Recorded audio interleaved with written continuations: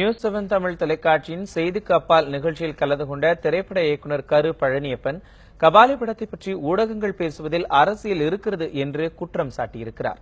இதுபற்றி செய்திக்கு அப்பால் நிகழ்ச்சியில் கரு பழனியப்பன் பேசியதை சுருக்கமாக இப்போது பார்க்கலாம். மக்கள் ஒன்று சேரணும் தான் ரஞ்சித் சொல்ல விரும்புறாரு. ஆனா படத்துல அதை மறைச்சு தமிழர்கள் ஒன்று சேரணும்னு பேசிக்கிட்டே இருக்கு. தமிழர்கள் ஒன்று சேரணும்னா ரஞ்சித் சொன்னாரு.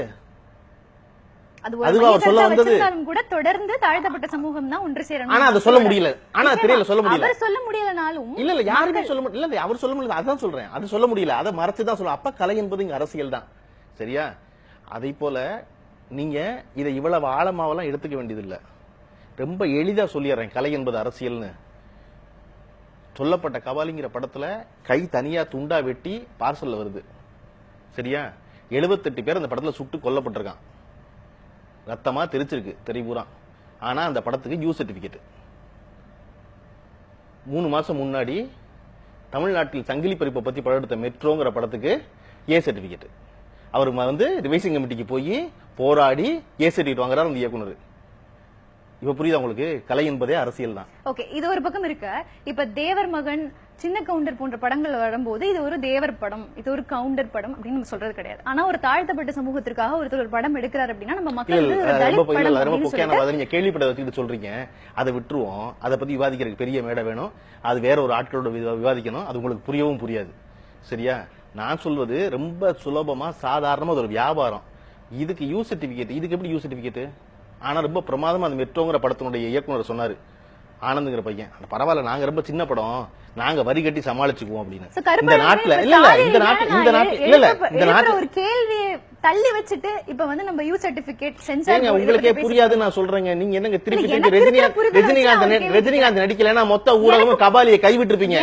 ஒரு நிமிஷம், உங்களுக்கு இல்ல யாருக்குமே புரியாதுன்னு சொல்றேன். அட்டகத்திங்கிற படம் தாங்க மிகச்சிறந்த அரசியல் படம். யாருமே சொல்லலங்க. யாருங்க சொன்னீங்க?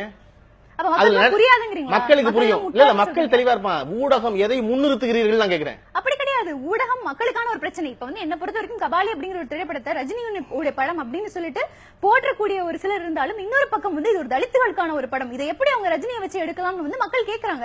அதன் அடிப்படையில நான் கேக்குறேன். எந்த மக்கள் கேக்குறாங்க? நிறைய பேர் கேட்டிருக்காங்க. சமூக வலைதளங்கள் தினேஷ் வச்சு எடுக்கலாமா அட்டகத்தி? அதுதான் அந்த அப்போ திரைப்படத்தில் இருக்கவங்க, திரைப்பட துறையில இருக்கிறவங்க அதுக்குள்ளேயும் இப்ப அரசியல், ஜாதி அரசியல்ங்கிறது பூந்துருச்சா? இல்ல.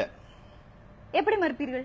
நான் தான் சொல்றேனே, நீங்க யாருமே இந்த தொலைக்காட்சியில தொடங்கி பத்திரிகை வரை யாருமே அட்டகத்திய பேசவே இல்லையே. அதுதான் நிஜமான அரசியல் பேசுனுச்சு. யாராவது பேசுனீங்களா? நீங்க ஏன் பேசல? அட்டகத்தி ஏன் பேசலீங்க? அதுதான் நான் சொல்ல வரேன். அட்டகத்தி அப்படிங்கிற ஒரு திரைப்படம் அது ஜாதி அரசியலாக இருந்தாலும் கூட குறிப்பிட்ட நடிகர்களை வச்சு எடுத்ததால அது பெருசா வெளியே வரல. வரல நீங்க சொல்லிருக்கலாமே. அரசியல் படம் தானே, மக்களுக்கு சொல்றது தானே இருக்கீங்க ஊடகம்.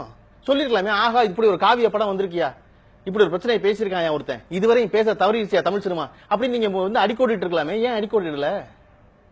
அதுக்காக கபாலியை மக்கள் இப்படி பார்க்கிறது தப்பு. மக்களுங்க நான் திருப்பி உங்களை சேன குற்றச்சாட்டு இருக்கு. நீங்க மக்களுங்கிறீங்க, அட்டகத்தி ஏன் நீங்க யாரும் அடிக்கோடல? கபாலியை பற்றியான இப்படி ஒரு ஸ்டாண்ட் எடுக்கிறது தப்புன்னு நினைக்கிறீங்க? இல்ல இது ஸ்டாண்டே இல்லங்க. நான் சொல்றது திருப்பி ஸ்டாண்டே இல்ல. இது வியாபாரம் ஒரு பெரிய லெவல்ல இருக்கு. அதனாலதான் அதுக்கு தான் அதை எளிதா புரியறதுக்கு தான் உங்களுக்கு யூ சர்டிபிகேட் ஏ சர்டிபிகேட் சொல்றேன். விட்டு நீங்க மறுபடியும் எதை கேட்டீங்களோ அதையே பேசுறீங்க. எது புரிஞ்சுக்கிட்டீங்களோ அதை பேசுங்க. சரி, ஒரு காலத்துல சரியா? இன்னொன்னு சொல்லிடுறேன். நீங்க சொன்ன ரெண்டாவது இருக்குல்ல, கலை என்பதே அரசியல். அடுத்த வரி படிக்க. திரைப்படமே ஒரு அரசியல் செயல்பாடு. திரைப்படம் நான் எடுக்கிறேன், அது பிறருக்கு அரசியல் செயல்பாடு. அதுக்கு இன்னொரு எளிய உதாரணம் சொல்லி நிகழ்ச்சியை முடிப்போம். எந்திரன் படம் நடிச்சாருன்னா சன் பிக்சர்ஸ் வாங்கும். கபாலி நடிச்சாருன்னா அதிமுகவுக்கு ஆதரவா இருக்க ஜா சினிமாஸ் வாங்கும். திரைப்படம் என்பதே அரசியல் செயல்பாடு. நமக்கு திரைப்படம், அவர்களுக்கு அது செயல்பாடு. புரிஞ்சிருச்சா உங்களுக்கு?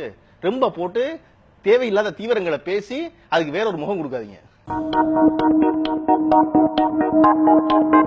Thank you.